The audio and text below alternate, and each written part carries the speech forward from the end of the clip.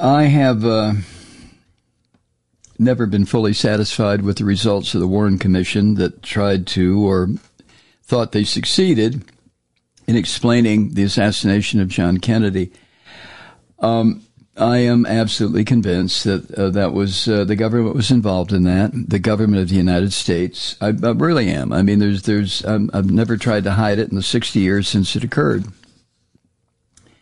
That the CIA, the NSA, whatever, mafia hitmen, all working in tandem in order to destroy John Kennedy before he put into play his liberal policies and his determination to end the war in Vietnam, before it really got cranked up to the bloody ordeal it became. And, of course, if he would have stopped it, the military-industrial complex in this country would have been denied billions of dollars in profit. But anyway, knowing that the truth of the Kennedy assassination is something that possibly will never be known, certainly will not be known in my lifetime, I don't think. If the truth hasn't been revealed in 60 years, why would it be revealed in another 60? And you may disagree. You may think, no, come on, Malloy, it's very simple. Lee Harvey Oswald fired 3 bullets in the time that it would take an expert marksman to fire 2, but somehow Lee Harvey Oswald was such a good shot that he managed to assassinate the president, wound the governor of Texas, and enter history. I'm sorry. I believe that Lee Harvey Oswald was involved, but as far as being the lone assassin, no, absolutely not. Now, Peter Baker writes to the New York Times, and Peter Baker is someone who I think is very believable in his reporting. But he talks about this guy, Paul Landis, who was one of the Secret Service agents who was just a few feet away from President Kennedy when Kennedy was murdered. And Landis has a book coming out. As a matter of fact, it may be out already. But Landis says, well, first of all, according to Peter Baker, Landis says he still remembers the first gunshot. And for an instant, when he was standing on the running board of the car that Kennedy was in, he says he had the thought that maybe it was just a firecracker or a blown tire. But he knew guns, he told Peter Baker, and he knew the sound of gunfire. And then came another shot, and then another, and that's when JFK slumped forward in his seat. And according to what Baker writes, for years after,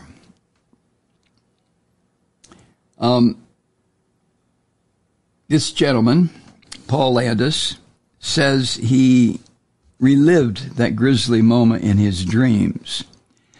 So now, 60 years later, he apparently is telling his story in full for the first time. And Peter writes that in at least one key respect, his account differs from the official version of what occurred that day in Dealey Plaza that could change the understanding of what happened on the day Kennedy was assassinated. Now, that kind of writing coming from anyone but Peter Baker or some of the other writers at the Washington Post, New York Times, I would have a lot of difficulty with, but there's certain journalists that I trust explicitly. Peter Baker happens to be one. He goes on to say that Paul Landis, the person who has his book coming out, has spent most of the years since then trying to forget that moment that if you are of a certain age, you will never forget. Never. Not ever. I mean, I, for one, know exactly moment to moment what I was doing that day, what Walter Cronkite said that day on CBS, how I got from Adrian, Michigan, which is where I was when the assassination occurred, back to Toledo, Ohio, how I did that, the people I talked to on the way. I remember that Thanksgiving weekend as though it were, well, a film that I've occasionally played in my head. It's all there. And I'm sure if you're old enough to have been there, been in that moment, you remember it the same way. But Landis, Paul Landis, the guy who's written this book, said that the memory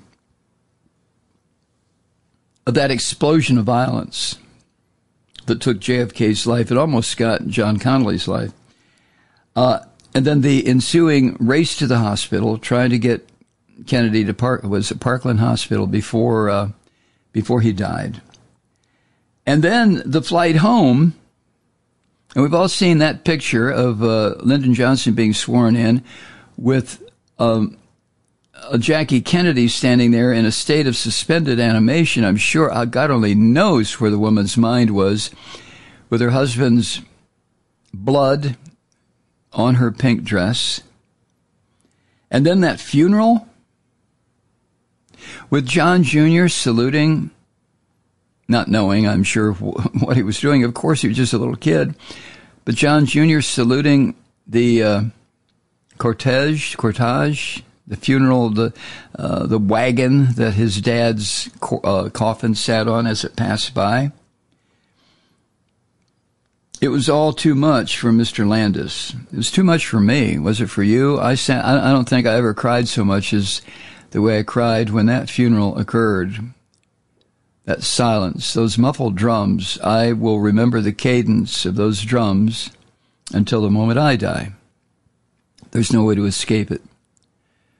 I had never experienced anything like that. And of course, it was not about me, only to the extent that I was a spectator and this was my president and my country.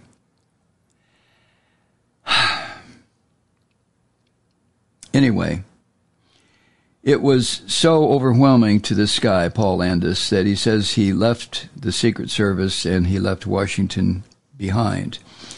Until finally, he says, after the nightmares had passed and he could think about it again and he could read about it, and then he realized that what he read, the Warren Commission report, the many books that came out, God knows there have been a lot. And the movie JFK, which I thought was a brilliant movie, that things are not quite right in the way it was being presented to the public.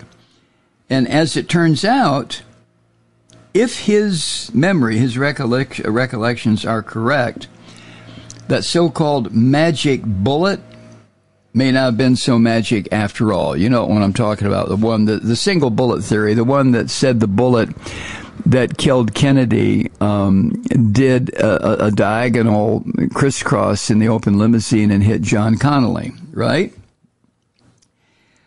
And Mr. Landis's memory challenges, does it ever, the theory advanced by the Warren Commission that has been the focal point of a lot of debate and discussion over the years, and that one of the bullets fired at the president's limousine hit not only Kennedy, but Governor Connally as well, who was riding with him, and hit him in multiple places. I mean, that part was always a little bit too much to try to believe.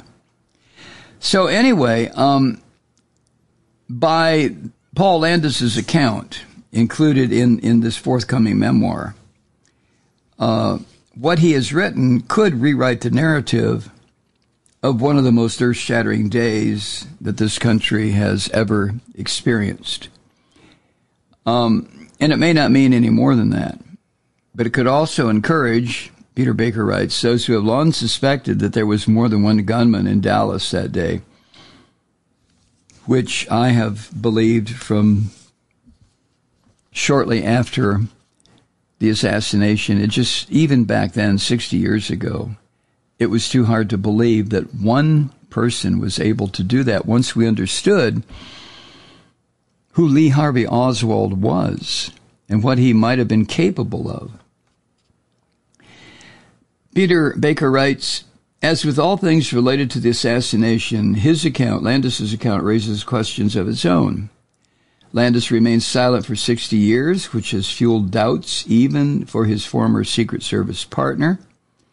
And memories are tricky, even for those sincerely certain of their recollections. But as we all know, at this point in this book coming out, what Paul Landis did, he said he found a bullet embedded in the seat of the limousine where JFK had been sitting. And this was not the bullet that they took out of John Connally, I believe, or the bullet fragments that were left over from smashing into Kennedy's head. But this bullet, Landis said he took with him and laid it on the gurney when they were taking Kennedy's now lifeless body into Parkland Hospital. And then that bullet disappeared. And any kind of ballistics test on that bullet could have proven one way or the other whether or not that bullet was fired from the same rifle that Lee Harvey Oswald used, but the bullet disappeared. So there you have it. I would imagine that a plot to kill the president, assassinate the president of the United States, as engineered, set up, and carried out by government agencies, that plot would have included removing all possible shards of evidence that might be used to refute the official story that Lee Harvey Oswald had shot the president from the Texas school book repository, and that was the end of it. It's weird. It's weird. I doubt if we will ever truly know what really happened. What do you think, huh? Hi, Truth Seekers. Mike Malloy here. You know, the Progressive Voices Network brings you commercial-free commentary from today's leading progressive radio hosts and pundits, like me, Mike Malloy, 24 hours a day. I'm not your typical old guy from the 80s or the 90s talk radio host, and Progressive Voices is not your typical talk radio network. It's a listener-supported nonprofit with no corporate control whatsoever over our broadcast. So hosts like me, Mike Malloy, are free to rant and scream and carry on about whatever we like.